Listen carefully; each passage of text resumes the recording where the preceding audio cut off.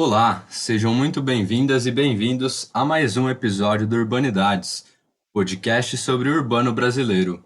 E mais uma vez estamos aqui, eu, Danilo Cursino, com Eu, João Freitas. Tudo bem, Danilo? tudo certinho, João, e por aí, como é que estão as coisas? Tudo em paz. Mais uma vez fazendo aquela ponte, como é que você fala? A Via Dutra Digital, Isso, exatamente. Essa imagem é muito boa, é muito descritiva. para quem talvez seja de outros estados, é importante. Aliás, duas coisas. A primeira, eu tenho a impressão que essa imagem não. Essa expressão não é minha, eu tenho a impressão de já ter ouvido em outro lugar. Então, se a nossa audiência tiver ouvido, mande-nos uma mensagem, até para dizer onde e darmos o devido crédito.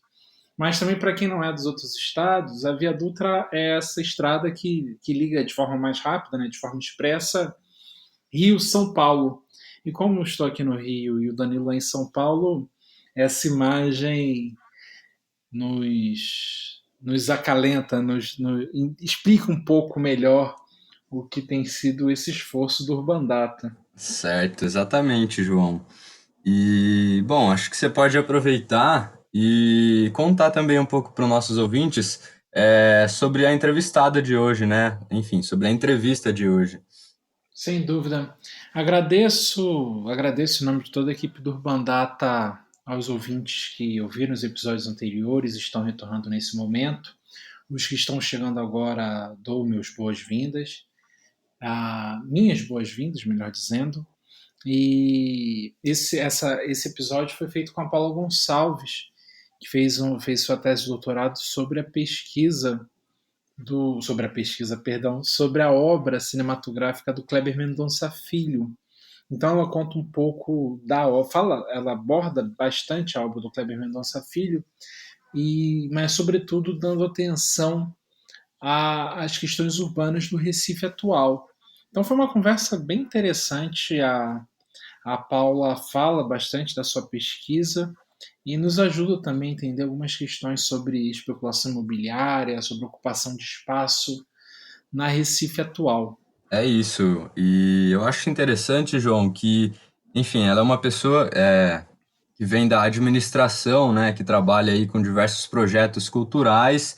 E é muito interessante como ela faz essas associações entre o cinema, entre as questões urbanas, né? Como é que o cinema retrata a cidade de Recife e, enfim, ela vai ligando vários pontos ali que os nossos ouvintes vão ter a dimensão disso ouvindo a entrevista. E claro, eu não poderia esquecer, né, de divulgar as redes sociais do Urbandata. Não sei se você já curtiu, mas se não curtiu, deveria curtir a página do Urbandata lá no Facebook. É Urbandata Brasil, banco de dados sobre o Brasil urbano. Só se você digitar lá Urbandata Brasil já vai aparecer. Deixe o seu like e acompanhe, né? Lá a gente vai divulgar os episódios do Urbanidades, além de diversas notícias, oportunidades, eventos no Brasil inteiro, tá? Então, a gente não fica limitado aí a esse eixo Rio-São Paulo, a gente divulga as coisas Brasil afora, inclusive. Sem dúvida. É importante frisar, Danilo, que o Urbanidades é só na realidade a ponta do iceberg do que é o Urbandata. Exatamente. Então, para quem não conhece o trabalho do Urbandata, a melhor forma de ter uma noção da sua totalidade não é o podcast, na verdade, é essa página do Facebook, onde tem essa interação, a divulgação de pesquisas, de chamada de artigos e notícias também sobre o Brasil urbano. Além da rede social, né, do Facebook, que o Danilo já disse, já falou sobre, temos também o nosso e-mail, que é o brasilurbandata@gmail.com. brasilurbandata@gmail.com. Nosso e-mail está aí para contatos, dúvidas, sugestões e afagos também, sempre importante. Certíssimo, João. Bom, então acho que agora a única coisa que nos resta, João, é deixar os ouvintes escutarem um pouco melhor e conhecerem também, né? Paula Gonçalves e, enfim, toda a sua trajetória e a sua pesquisa. Bom, vamos lá? Vamos lá.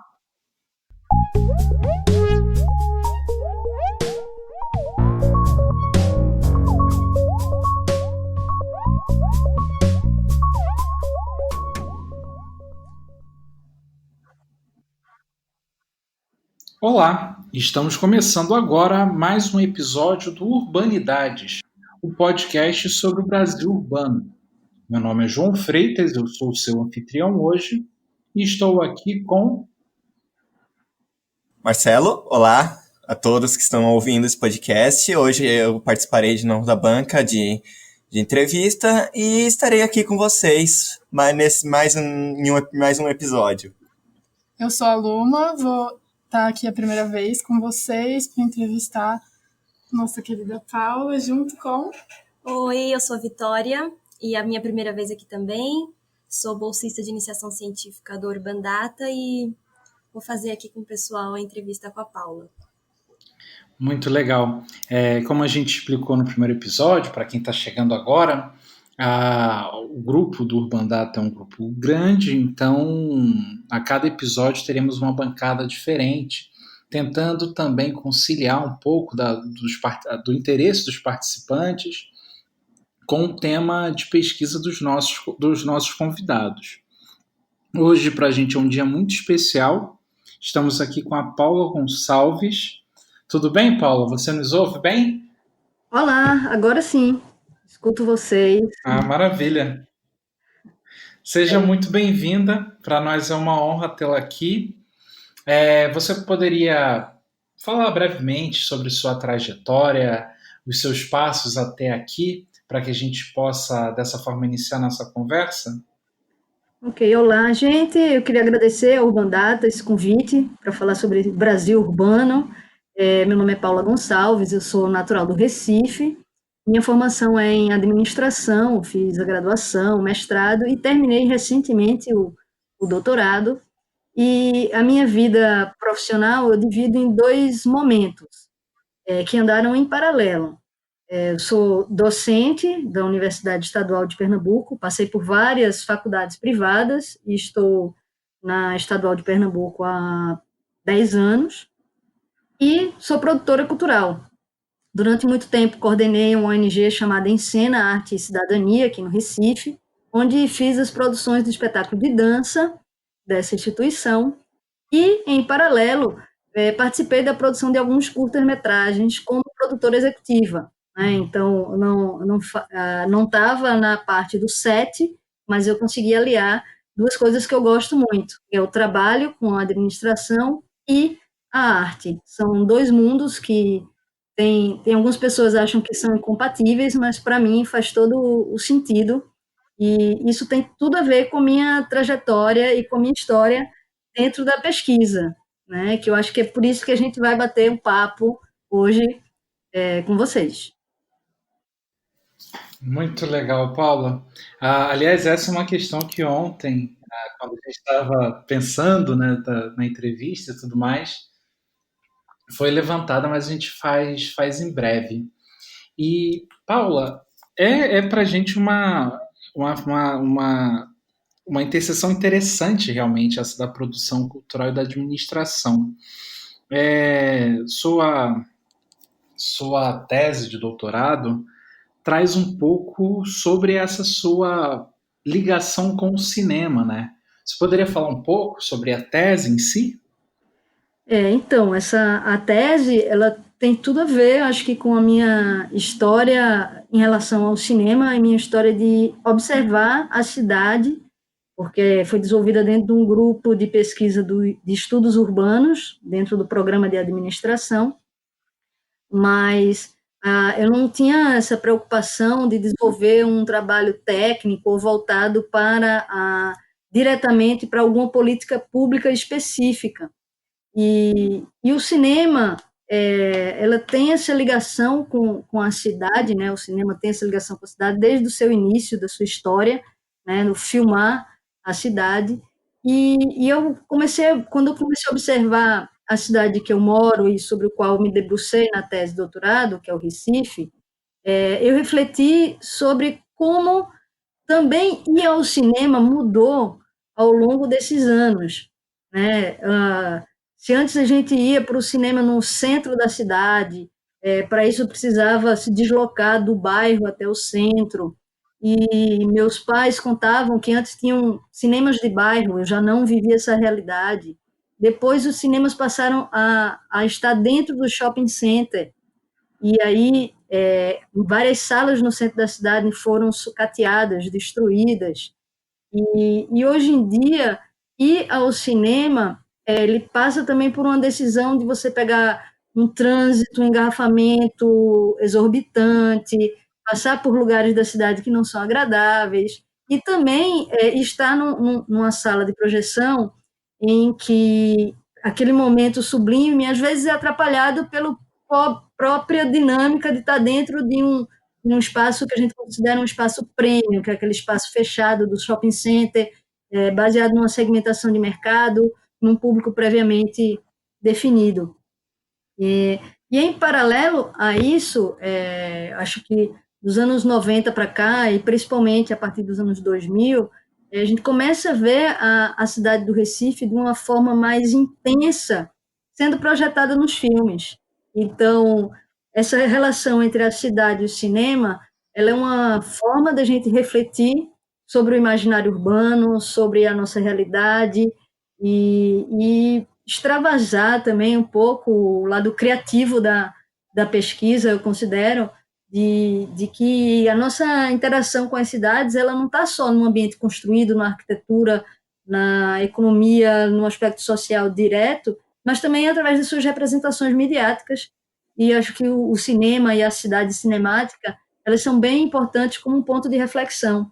E que isso é muito comum em cursos como geografia, como arquitetura, como filosofia. E eu quis trazer isso para dentro do curso de administração e realizar uma pesquisa com viés político, né? Olhar o espaço a partir de um viés político, através dos filmes que eu coloquei como corpus de pesquisa. E deixa eu fazer uma pergunta, Paula. O que você pode perceber durante essa pesquisa sobre a representação da cidade no cinema? Como que a cidade é representada? Quais são as principais características da representação? O que é representado? De que forma? Como que se cria esse imaginário, enfim, esse imaginário óptico, esse imaginário sonoro dentro do filme sobre a realidade da cidade? Quais são as características? O que você encontrou enfim, de sei lá, alguma coisa que fosse meio constante, assim, nessa representação? Certo. Bom, primeiro eu fiz um mapeamento inicial, né, de filmes que trazem o Recife não só como um cenário, mas como tema. E depois eu resolvi focar, selecionar os filmes do cineasta pernambucano, Kleber Mendonça Filho, porque ele começa a filmar na década de 90 e nós pegamos os filmes que trazem a temática urbana, que tem a cidade do Recife como locação,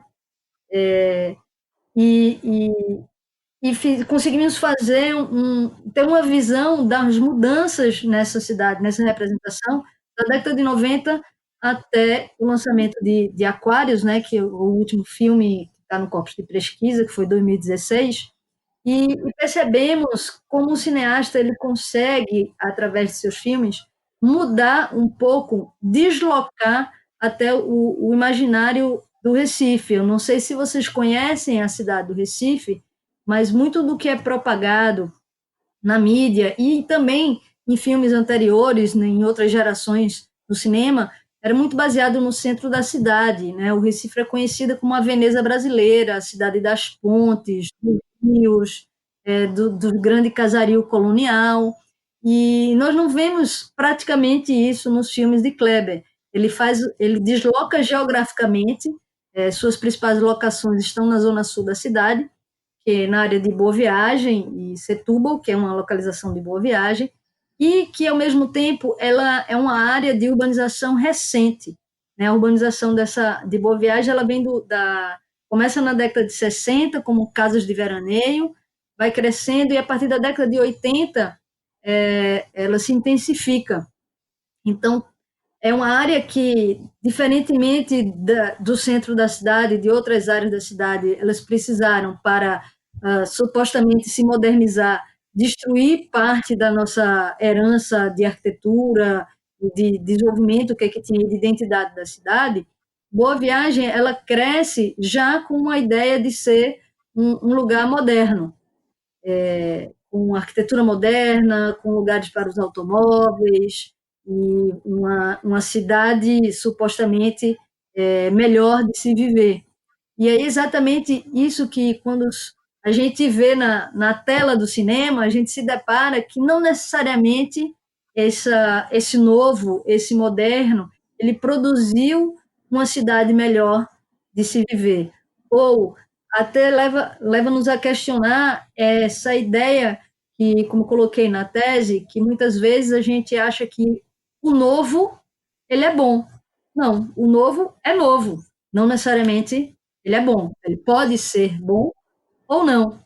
Então, eu acho que a gente consegue trazer, através do deslocamento geográfico, das locações, e também do diálogo que é feito em relação à memória, a mostrar como a cidade ela cresceu, se desenvolveu nessa representação, e ela pode ser, talvez, qualquer cidade, não necessariamente o Recife, porque não temos símbolos e signos tão fortes como tínhamos em imaginários urbanos anteriores, digamos assim. Eu acho que essas foram duas características fortes. Oi. Vou te interromper. Nessa dicotomia que você está falando entre o novo e o velho, o bom e o ruim dentro da cidade, né, e que também está muito ligado ao imaginário, tem um trecho da sua tese que você fala de tecnologias do imaginário, né?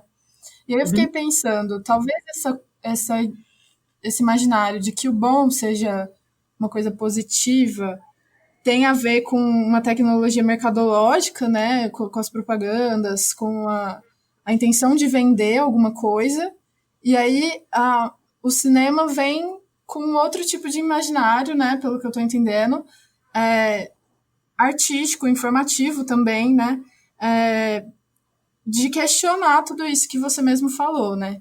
E aí eu acho interessante pensar que o cinema não é só uma representação da cidade, mas como ele também produz a cidade que a gente enxerga, né?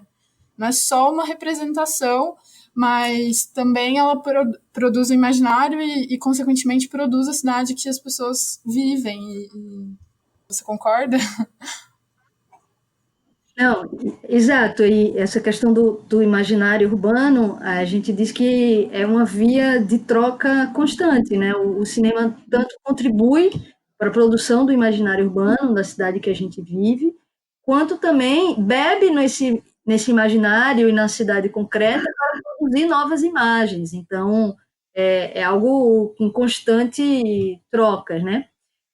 Em relação a essa questão do novo e das tecnologias, né, do imaginário, sim, eu acho que a questão mercadológica, da produção de imagens turísticas, estão mais presentes em outras mídias do que no cinema, especificamente nesse corpus de trabalho que eu pesquisei.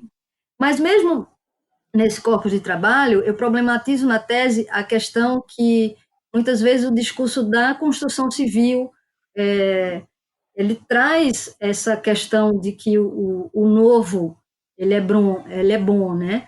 Eu trago uma metáfora do que é a cidade vitrine, né? Mas os filmes em momento algum colocam essa cidade vitrine como sendo algo bom para o turismo, algo para atrair mão de obra qualificada, como normalmente é utilizado no marketing urbano, né? Mas uma cidade vitrine não é a ideia de que a memória da cidade ou as antigas construções elas precisam ser destruídas para ser modernizadas, para surgir a inovação. Só que muitas vezes essa inovação não significa que é algo de fato inovador, né? Isso é uma questão também que eu trago na tese, porque o discurso da construção civil que aparece nos filmes, é que, por exemplo, no filme Aquários, isso é muito claro, né, que é aquele prédio de 3 andares, em contato direto com a rua, ele está obsoleto, né, e aí se propõe uma nova edificação, mas quando você olha o plano que se tem da cidade, o que está sendo propondo como novo nada mais é do que a repetição de várias outras construções que já existem, que é predominante naquelas imagens, né, no imaginário que vai sendo formado. Agora também eu queria problematizar um pouco para a gente não tratar como uma dicotomia, assim, o bom e o ruim, o velho e o novo, como sendo algo tão estáticos, né? São conceitos que são fluidos, então o que aparece discursivamente como algo novo, que é um prédio inovador, e a gente no próprio filme vê que aquela ideia não é nova, ela é velha, mas também, se a gente considerar que aquelas locações e as próprias histórias do filme passam da década de 90 para cá, e se a gente pensar isso no tempo histórico, também não é velho, né? Então, essa a ideia de que a memória, né, daquilo que existe, ele precisa ser colocado abaixo para dar a ideia, ou vida ao moderno. Isso não tem nada de novo. A verdade é essa. Paula, uma coisa que me atraiu bastante na sua escrita, claro que evidentemente você fala do Recife e evidentemente você fala do cinema do Kleber Mendonça. Kleber Mendonça Filho. Mas tem uma coisa que me chama muito a atenção e é uma pergunta um tanto capciosa, mas eu queria fazer para você tentar desenvolver um pouco isso. Queria te ouvir falar um pouco sobre isso. A sua pesquisa seria sobre sobre o Recife ou sobre o cinema do Kleber Mendonça Filho? Eu entendo que em muitos pontos isso se toca, mas há também uma diferença fundamental entre a representação cinematográfica e a cidade em si. Assim, já tem um tempo que você defende, já passou um tempo da sua defesa. Como você reflete sobre o seu trabalho em perspectiva? Sobre os filmes, né? Essa é a base fundamental, essa representação da cidade, mas tendo também, é impossível não ser contaminada, porque eu vivo nessa cidade, né? Eu estudo essa cidade, e a questão de uma tecnologia do imaginário, né? Então, é o cinema que projeta um imaginário que bebe neste mesmo imaginário. Então, sim, o corpus de pesquisa são os filmes do Kleber Mendonça Filho, mas eu pego até uma passagem do Jacques Rancière, que eu coloquei na tese, que ele diz que a ficção ele não é oposição à realidade, né? Na ficção, a gente pode refletir também sobre a realidade, o concreto e tal, que não existe essa barreira, mas eu acho que no meu texto, embora tenha muitos dados sobre a urbanização da cidade, eu acho importante contextualizar esses filmes no momento histórico, né, do que Kleber estava filmando, né, o que é que aconteceu nessa cidade. Não, eu posso dizer que o objeto de pesquisa são, sim, os filmes de Kleber Mendonça Filho e a reflexão que eles nos permite trazer, seja para o Recife, né, em si, como outros contextos urbanos, porque acredito que algumas das temáticas que ele traz não estão restritas ao Recife. E também é muito pertinente a outras cidades brasileiras que passam por um processo semelhante de urbanização, de especulação imobiliária, né? Exatamente. No Brasil é muito claro, a gente vê em várias cidades, e tem alguns aspectos que também podem ser vistos em cidades fora do contexto brasileiro, e na América Latina a gente tem muito de alguns dessa formação e urbana, e também desse imaginário que a gente traz como sendo, que é projetado na mídia como sendo o progresso, que vem através da internet, que vem através dos programas televisivos, e trazem imagens de outras cidades do mundo, mas que, por exemplo, Dubai ou coisas assim, com seus arranha-céus ou Manhattan, que também trazem um processo de urbanização diferente do nosso, mas em que a verticalização lá faz um sentido que é completamente diferente do nosso. E se a gente não reflete sobre isso, acaba aparecendo no discurso nacional de como a verticalização ela é apenas positiva. Ela tem vários aspectos positivos, mas também tem vários aspectos negativos, ou, digamos assim, questões que a gente pode problematizar, ou como utilizar a questão da verticalização e ainda assim produzir uma cidade que seja fluida, né? Que as pessoas utilizem a rua, os campos de lazer e que as pessoas possam circular por essa cidade. Perfeito.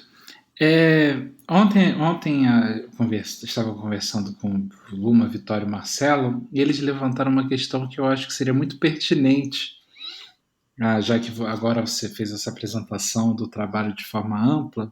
Vocês estão aí, meninos? Sim. Estamos. Sabem qual é a pergunta, não sabem? Sim. Acho que a questão, né, é como você comentou, né, que juntou arte e administração, e isso foi base para os seus trabalhos acadêmicos, né?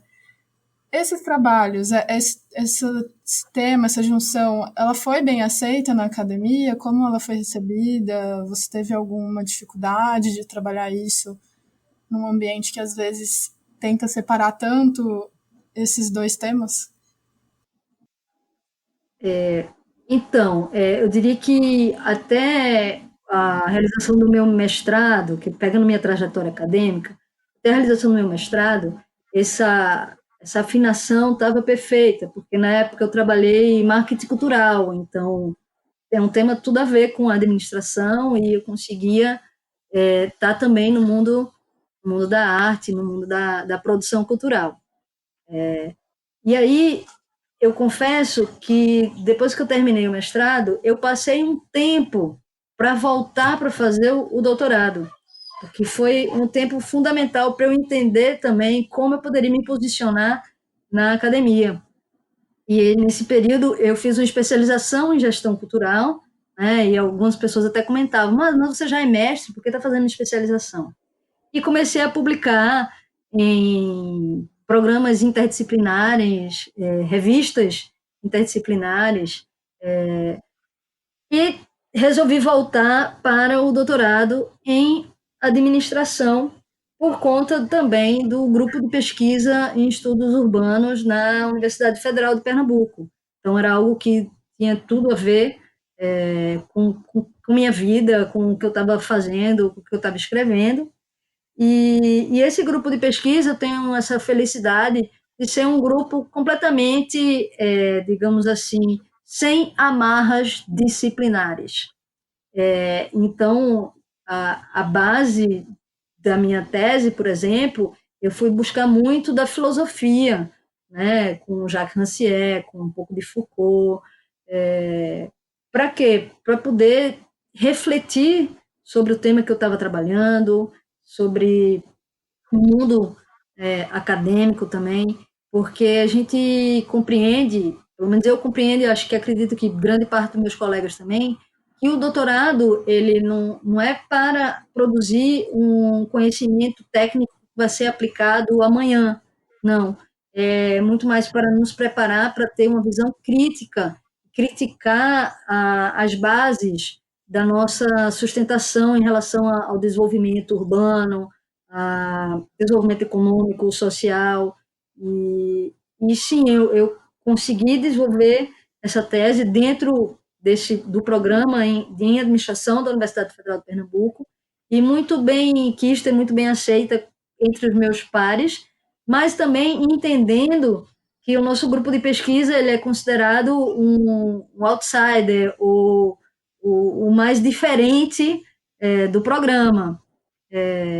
Ainda bem que a gente está conseguindo publicar bem, os meus outros colegas que já passaram pelo programa, né? E aí eu vou ver essa aceitação, né, em relação à produtividade a partir de agora que eu estou começando a escrever sobre artigos sobre a tese, né, especificamente.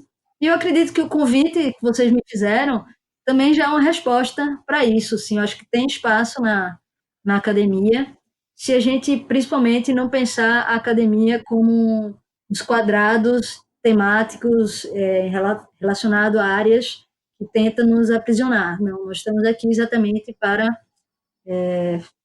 dizer que a academia também é fluida, assim como toda nossa vida social. Perfeito. É muito interessante. Paula, outra coisa que a gente estava conversando sobre aqui outro dia, que eu acho muito interessante perguntar, que foi uma questão que a gente levantou entre a gente, eu gostaria que você falasse um pouco sobre essa transcrição de uma linguagem cinematográfica para uma linguagem escrita, né? Que em passagem da sua tese você faz isso, né? Trabalha com essa questão do cinema mesmo na escrita. Então, basicamente, são dois tipos de linguagens distintos, né? Eu gostaria que você falasse um pouco mais sobre esse processo de colocar enfim, o cinema em palavras, né? Sobre, enfim, questões, sei lá, talvez alguma dificuldade ou, enfim, coisas interessantes que você tenha descoberto nesse processo de colocar em palavras o filme, coisas do cinema, né? Essas duas linguagens, assim, você tem que trabalhar com elas, trabalhar junto com essas duas linguagens, né? Queria que você falasse um pouco sobre isso. Então, isso foi interessante, essa pergunta, que para mim isso foi um processo de aprendizagem muito grande. Primeiro eu assisti todos os filmes várias e várias vezes, depois eu tomei a decisão de não ler nenhum artigo sobre os filmes, alguns dos filmes, principalmente os longas-metragens, eles já tiveram vários outros trabalhos publicados sobre eles, e aí foi uma decisão de não ler esses trabalhos antes de ter esse primeiro contato com as obras e antes de ter a minha primeira interpretação e a primeira escrita sobre as obras. E aí, em relação a essa parte de transformar as imagens, os sons e as ausências de imagens e sons que estão nos filmes para a linguagem escrita, também foi uma grande aprendizagem. Meu primeiro, digamos assim, meu primeiro recorte, meu primeiro trabalho, ele foi basicamente descritivo. Depois eu li o trabalho e disse, não é isso. Não é isso que eu quero trazer na minha tese, mas isso foi fundamental para também eu internalizar o que é que os filmes traziam e para eu poder refletir sobre o que eles estavam mostrando e ter insights, né, sobre cada filme e sobre o conjunto dos filmes, que para mim é o que tem de diferente também em relação aos outros trabalhos que foram publicados sobre os filmes do Kleber Mendonça Filho, né? O meu pega um recorte grande de filmes de várias décadas e tal. Então, como eu não sou, como o curso ele não é em cinema, isso também me deu uma certa liberdade metodológica, tá? Então, não tive muito essa preocupação em descrever os movimentos de câmera, ter essa linguagem que, se eu tivesse no curso de comunicação, no curso de mídia, no curso de cinema, eu teria que ter sido um pouco mais detalhista em relação a isso. Se você, pelo texto que você vai lendo, você vê que ele é um texto muito mais fluido e esses detalhes técnicos não aparecem tanto. E aí também me apegando eu utilizei um método filosófico, né, baseado no Jacques Rancière, em que ele fala que embora o corpus de pesquisa ele é formado por vários filmes, a gente não precisa abordar os filmes na totalidade. Você pode escolher cenas que sejam marcantes para poder realizar a sua reflexão. E aí o que a gente buscava é exatamente esses movimentos, né, os movimentos de dissenso no discurso. E aí tem um filme que isso mostra muito claro, que é o curta-metragem Recife Frio, em que a imagem, tem uma hora no filme que a imagem é de uma cidade colorida, repleta de gente, bonita, divertida, e o áudio descreve uma cidade de um rio poluído, em que as pessoas não estão na rua, em que a arquitetura é feia. Então, assim, é um contraste na mesma cena entre que o áudio vai para um caminho e a imagem vai para o outro. E isso foi bacana trazer para a tese, que é um momento de mostrar a fabulação, o contraste, a contrariedade dentro dos filmes, né? Eu acho que transformar os filmes em material para leitura, na verdade, quem vai ler minha tese pode ficar curioso para ver os filmes, mas os filmes não estão aqui descritos, né? As narrativas completas. Não, senão seria simplesmente uma tradução e não uma reflexão a partir do corpus de pesquisa. Paula, eu sou da área da dança também e eu fiquei muito interessada com o seu projeto que chama Encena Arte e Cidadania. Será que você pode falar um pouquinho para a gente como foi, como começou o projeto, como que era? Bacana. A Encena Arte e Cidadania foi fundada há 20 anos atrás, tá, por 3 artistas, uma bailarina, uma arte educadora com formação em artes cênicas e, na época, uma jovem que era estudante ainda de música, e elas começaram a pensar que elas tinham um saber artístico e que podiam utilizar esse saber e oportunizar a outras pessoas a terem também esse saber. E resolveram trabalhar com crianças e adolescentes em situação de vulnerabilidade social. Então, a ideia não era abrir um centro cultural ou uma academia para um público pagante, mas sim para crianças e adolescentes que, em geral, não teriam oportunidade, a não ser que existissem espaços abertos para esse público. Eu entrei na Encena um ano depois que ela foi fundada, né? Eu estava me formando em administração e elas me chamaram exatamente para dar um suporte nessa parte de elaboração de projetos, de produção de espetáculo, de patrocínio. E na época eu fui contratada, né? E depois, quando a minha carreira acadêmica começou a ser consolidada, eu passei a trabalhar de forma voluntária na instituição e até hoje eu trabalho de forma voluntária. Às vezes eu faço um projeto específico para alguma lei de incentivo à cultura, por exemplo, para um espetáculo, e aí eu atuo mais à frente da equipe relacionada a esses espetáculos em si.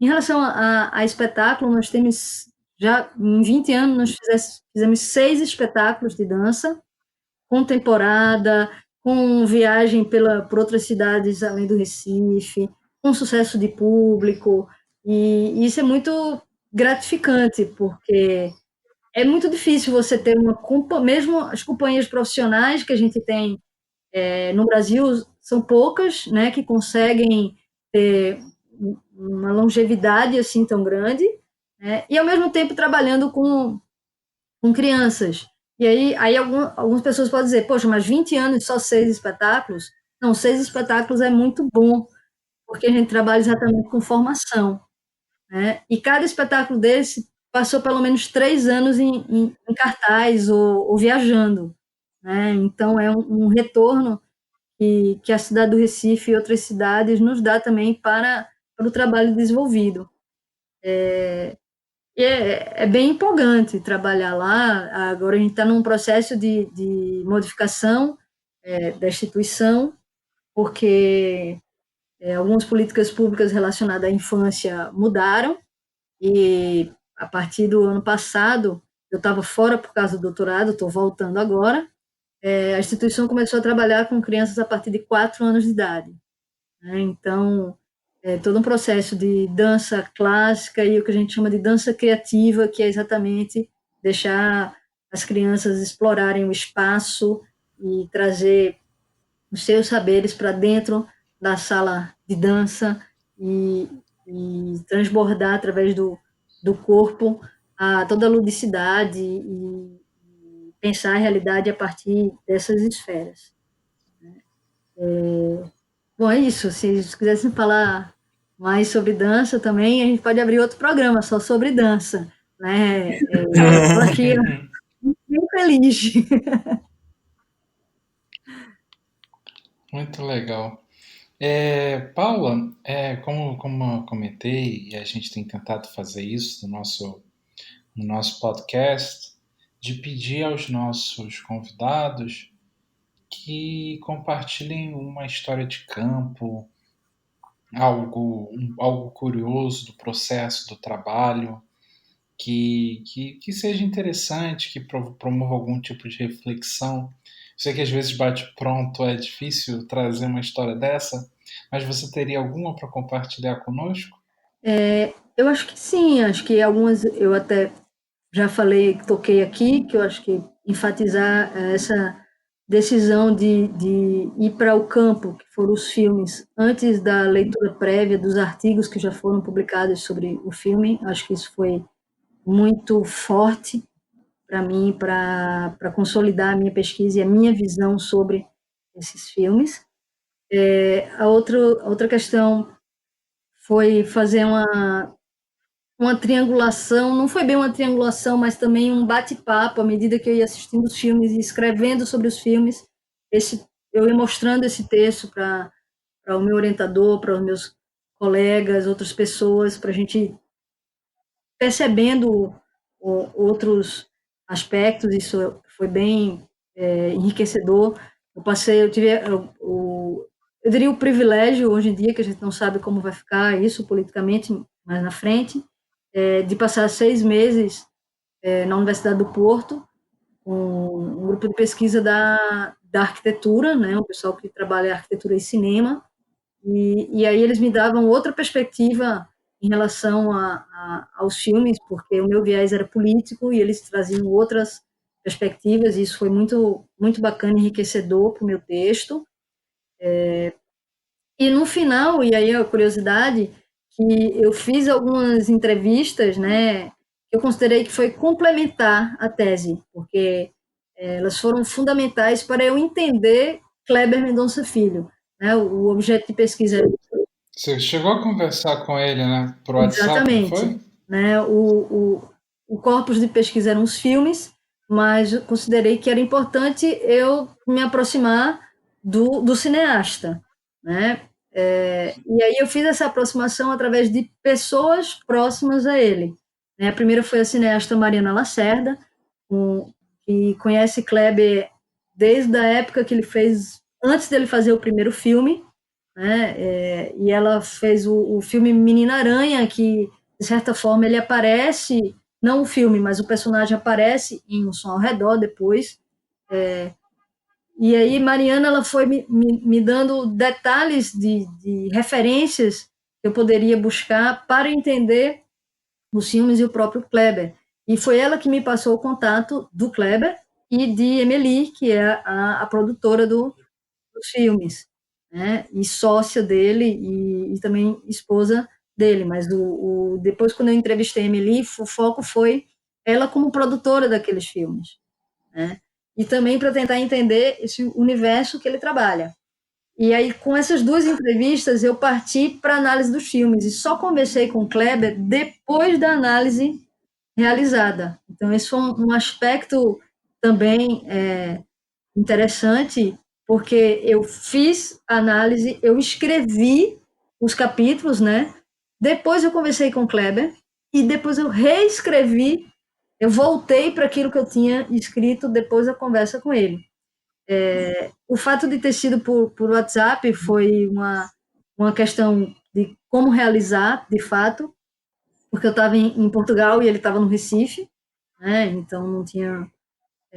A gente considerou que o WhatsApp era a melhor forma.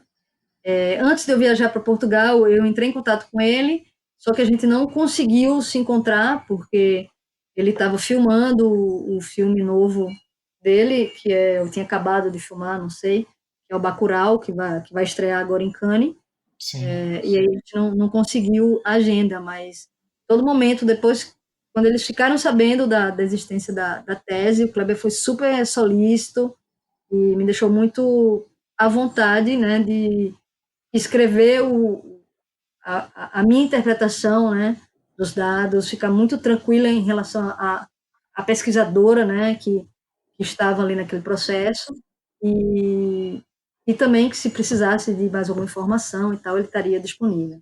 Isso foi, acho que essa parte do campo, essas divisões que eu fiz, foram talvez diferentes, né? Alguns colegas meus partem primeiro para entrevista, para depois para outros tipos de dados, e eu resolvi fazer essa mescla, né? Entrevistar outras pessoas que não fossem cineasta, fazer a escrita sobre os filmes e depois conversar com o cineasta e voltar para rever os filmes e para a escrita. Então, você vai lendo a tese, você não imagina que isso aconteceu, porque tem passagens da fala dele em vários capítulos da tese, né? Mas a entrevista foi feita, acho que no final de 2018, ou novembro ou dezembro, não me lembro bem, então foi um momento de rever a própria tese também.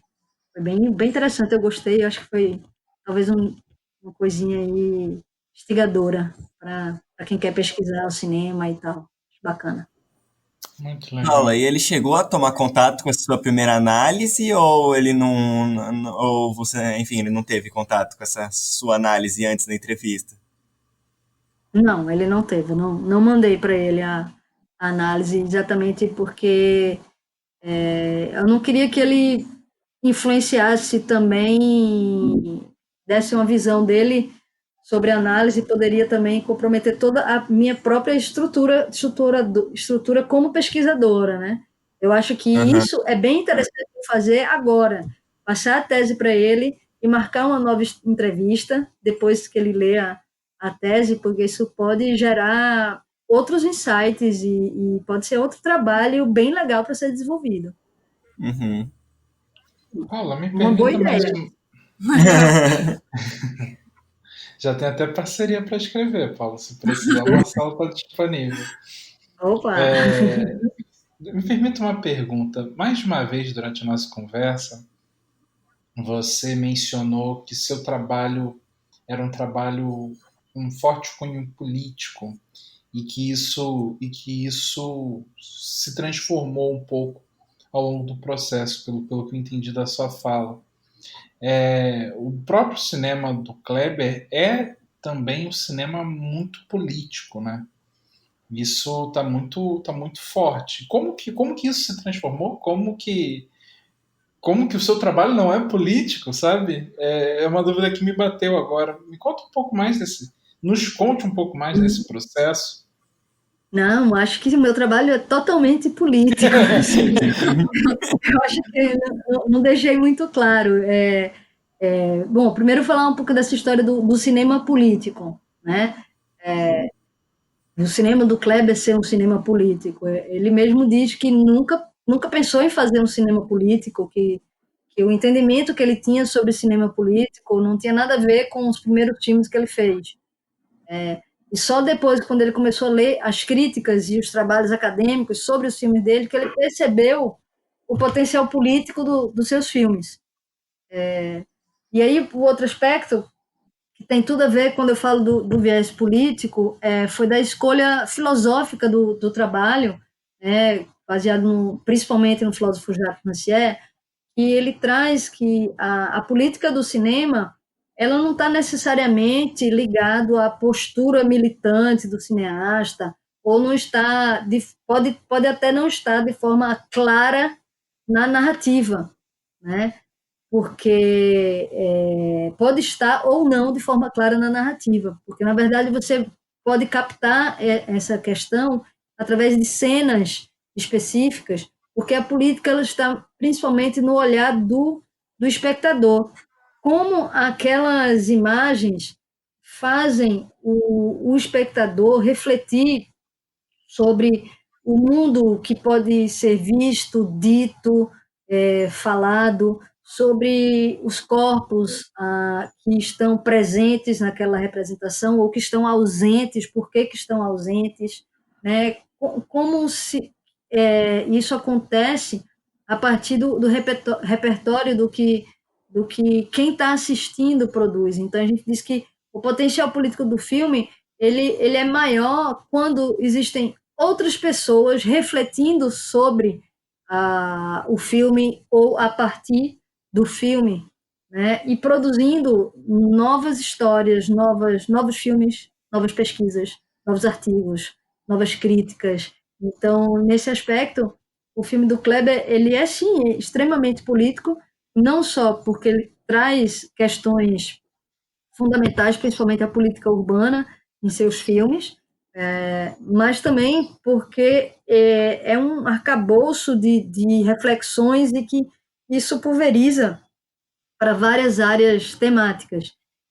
O que, de certa forma, pode ter confundido na minha fala quando eu disse que eu tinha um forte viés político e aí tive contato com pesquisadores da área da arquitetura, né? Mas o viés político ele não minimizou, né? Apenas outras referências entraram para fazer parte da análise dos filmes, né? Mas em momento algum eu acho que esse trabalho é extremamente político, principalmente não, mas também por estar no curso de administração, acho que só a existência dele já é um movimento político. Sem dúvida. Além então, do que pela sua experiência nessa área do filme, você acredita que às vezes o aspecto político de uma obra pode ir além, inclusive, da intenção do autor? Ele pode ser ressignificado por quem assiste? Você falou essa questão do olhar do espectador, então uma obra pode ser ressignificada para além do que da personalidade, do que o autor imprimiu nela mesmo? Totalmente.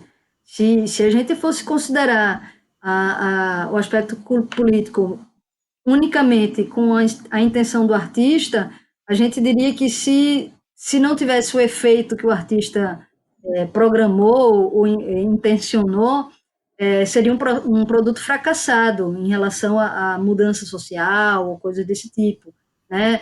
Ou então que os espectadores não entenderam a obra. Não, a gente rompe com essa questão pedagógica, né? A arte, de uma maneira geral, não só o cinema, quando você lança ao público, ele é do público, né?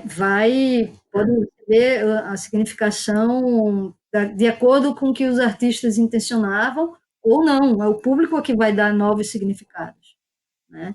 E aí, quando eu falo do espectador aí, quando a gente produz conhecimento a partir das artes, a gente também está produzindo novos significados a partir de uma matriz artística, que eu acho que é fundamental para a gente expandir o nosso sentido até da própria realidade, sabe? Eu acho que a liberdade artística faz com que a gente enxergue coisas que, se tivesse preso apenas ao conhecimento dito científico, a gente não enxergaria. Então, acho que é fundamental.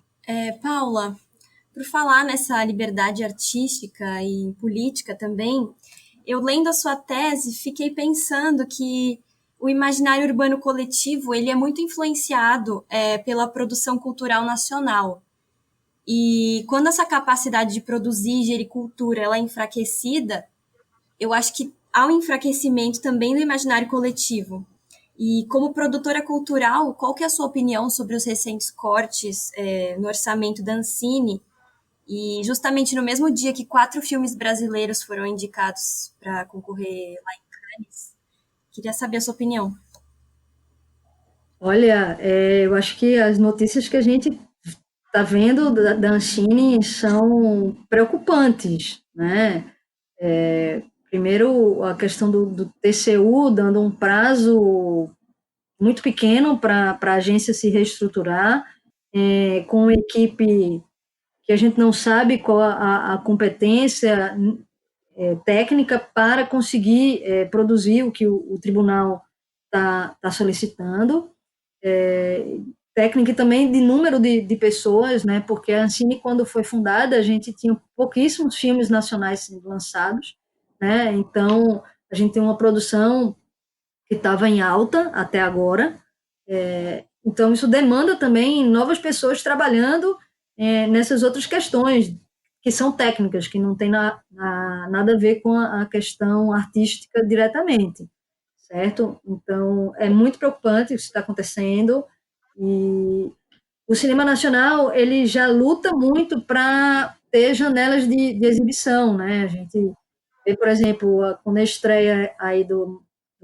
Vingadores, né? Tirou da maioria das salas todos os filmes que estavam em cartaz. Mesmo filmes nacionais que são considerados grande sucesso, como De Perna pro Ar 3, né? É De Perna pro Ar 3? Bom, não lembro o nome. É isso mesmo. Né? Então, assim, que é um filme tido como um grande sucesso de público, né? Uma série, e aí vem um blockbuster internacional e sai tudo do cinema, né? Fica pouquíssimas salas. E quando a gente pensa também na produção fora do eixo Rio-São Paulo, fora aí da casa de vocês, né? Vamos puxar aqui para outros estados da federação, essa produção ela é muito aguerrida, digamos assim, é muito profissional e ao mesmo tempo muita brodagem, muito suor, muito pessoas acreditando. Aqui em Pernambuco a gente tem um fundo específico para o audiovisual, né, em que ele trabalhava em paralelo com um fundo nacional, né, para alavancar o cinema local. Não é à toa que Pernambuco tem uma forte produção de cinema e de filmes que estão tendo sucesso em relação à crítica e conseguindo espaços cada vez mais. Né? O Kleber Mendonça Filho, ele é dessas pessoas, mas existem outros cineastas atuantes aqui no estado. A gente diz que a produção, filmes produzidos em Pernambuco, porque não existe uma única estética, não existe um único direcionamento, né? E é algo que é para preocupar a todos nós, como espectadores, em relação ao nosso imaginário urbano, a nossa identidade local, nacional, regional, dentro de um ambiente global, né? Então, essa identidade não é uma questão fixa, também é sempre fluida e sempre trocando espaços e signos, né? Mas quando a gente começa a produção audiovisual local cair, a gente vai perder cada vez mais essa pluralidade e diversidade que é a grande riqueza do Brasil, essa diversidade de conteúdos, de estéticas, de imaginários sobre nós mesmos. Né? Eu acho que nós vamos sofrer um pouco, ou bastante, em relação a isso. E aí, lembra também que a Ancine ela regula não só os filmes, mas também grande parte dos seriados, né, que estão sendo produzidos são com o apoio das leis de incentivo à cultura e regulados pela Ancine. A única parte ruim é que a gente termina com esse ar de desesperança no nosso episódio, mas são questões que a gente não pode se furtar a comentar, porque são políticas que foram construídas a longas penas, que demoraram anos para se consolidarem. A gente já teve você sabe melhor do que eu, Paulo, que a gente já teve um ataque desse no início da década de 90, em que o cinema nacional levou um tempo até retomar seu fôlego, e aí quando a gente acha que estava num momento de certa estabilidade, né, porque está longe de ser um cenário ideal, o cinema, não só o cinema, na universidade, tantos outros setores da sociedade estão sofrendo um ataque frontal, e a gente não sabe quanto tempo levaremos para nos recuperarmos, né? Meninos, vocês gostariam de fazer. Aliás, eu tenho falado meninos, mas o Marcelo está como minoria. Seria mais justo falar meninas. Eu também acho. E faz parte do processo, não tem por que jogar o gênero masculino como principal. Então, meninas, vocês têm mais alguma pergunta? Bom, acho que um comentário sobre essa nossa triste reflexão sobre o cenário cultural é também uma reflexão assim, qual é o imaginário que eles estão incentivando, qual é o imaginário que eles estão podando. E como, Paulo, você levanta muito bem nas suas reflexões acadêmicas, como o imaginário produz a cidade que a gente vive, né? Por que será que eles estão querendo cortar o imaginário artístico? Porque está sendo podado da gente. Qual cidade eles estão querendo produzir, né? Eu acho que passa isso pela minha cabeça, juntando urbano, juntando cortes, juntando toda essa conversa que a gente teve. Para a gente não terminar no baixo astral, digamos assim, eu tenho refletido Nos bastante. salve, Paulo. Eu tenho refletido bastante, junto com alguns amigos e tal, que nós estamos vivendo também uma disputa de narrativas, né? E que a gente tem que ter forças e nos juntar para continuar produzindo nossas narrativas, seja no campo artístico, seja na academia ou nos dois, de modo que o imaginário que está sendo construído ou está sendo proposto não seja tomado como único, né? Se a gente se abater, a gente já está abatido, né? Mas se a gente se abater demais, a gente não continua produzindo, né? E eu acho que o conhecimento que a gente já tem e a alegria é algo que nos pertence, digamos assim. E a gente tem que levar isso para as narrativas, né? Temos que pensar sempre de produzir o contraditório, né? Não tem uma verdade absoluta e a gente não pode deixar que esse imaginário que está sendo construído seja considerada a verdade do país, né?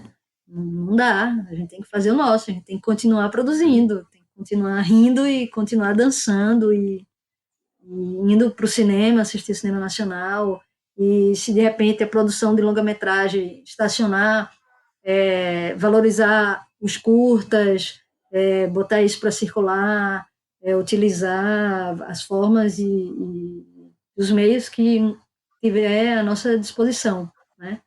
Poucos, valorizar o cinema independente também. Uhum. Exatamente. Né? E, bom, eu não acho que...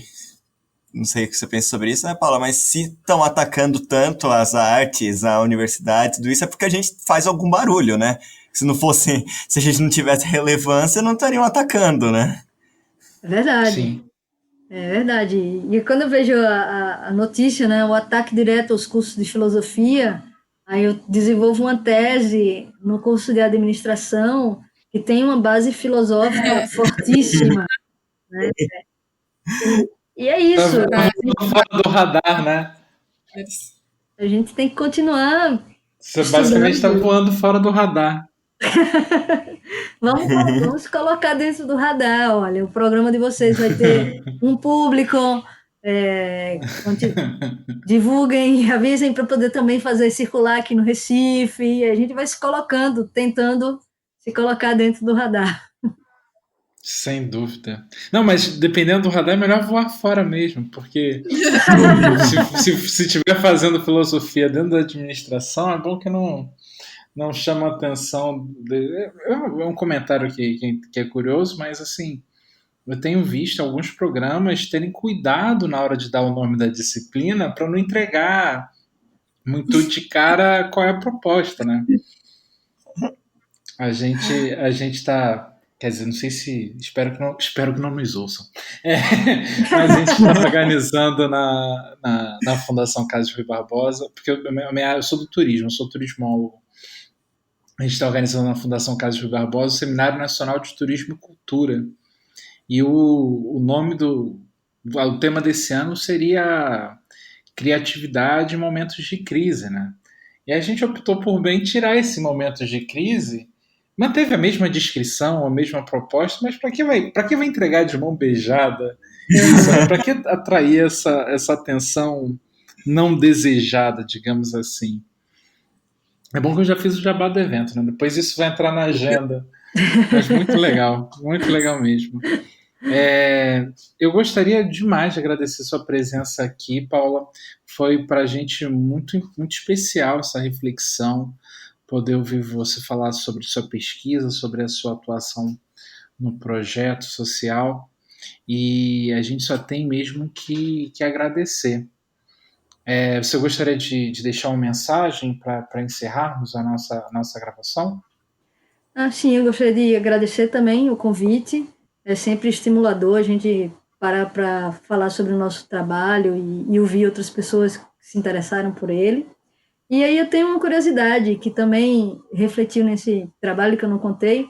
Eu levei meu sobrinho de 7 anos de idade para assistir um filme no Cinema São Luís, que é o único cinema do centro da cidade do Recife ainda ativo para circuito comercial.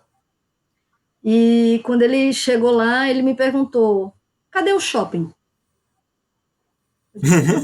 Eu disse: não, mas a gente veio para o cinema, a gente não veio para o shopping. E ele disse: todo cinema tem o seu shopping. E aí foi quando eu disse: caramba, eu tenho que realmente escrever essa tese. Isso podia, inclusive, ser prólogo da tese, né? Essa história com seu sobrinho. Um prólogo, não, um epílogo da sua tese, essa conversa com o sobrinho. Eu acho que a gente não poderia ter forma melhor para encerrar esse episódio do que com essa imagem, né? Porque é uma imagem muito forte, realmente. Se no início você comentou, né, sobre como algumas salas de cinema foram sucateadas, e aí vem um movimento de elitização de algumas salas, o ingresso aumenta, transforma aquilo num complexo de entretenimento que 3D, que alguns até com que a cadeira treme, e muito caro, né? Para quem também está sendo feito cinema, né? Que tipo de cinema está sendo consumido nessas salas? Então é perfeito essa essa observação. Então é isso, pessoal. Paula, É muito isso, obrigado obrigado, pela Paula. presença. Obrigada a A vocês. gente aproveitou bastante essa conversa. Espero que nossos ouvintes também tenham gostado e esperamos manter contato e expandir essa nossa rede. Obrigada pelo convite, estou à disposição para mais conversas e muito sucesso para o Urban Data. É fundamental esse programa de vocês, que chegue a cada vez mais ouvintes. Valeu mesmo.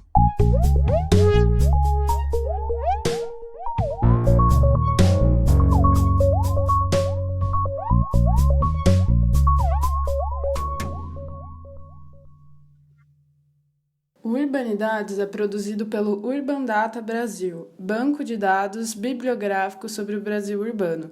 O Urban Data está vinculado ao Centro de Estudos da Metrópole e está sediado no Departamento de Sociologia da Universidade de São Paulo. O Urbanidades é feito por bolsistas e associados sob coordenação da professora Bianca Freire Medeiros. Visite nossa página no Facebook.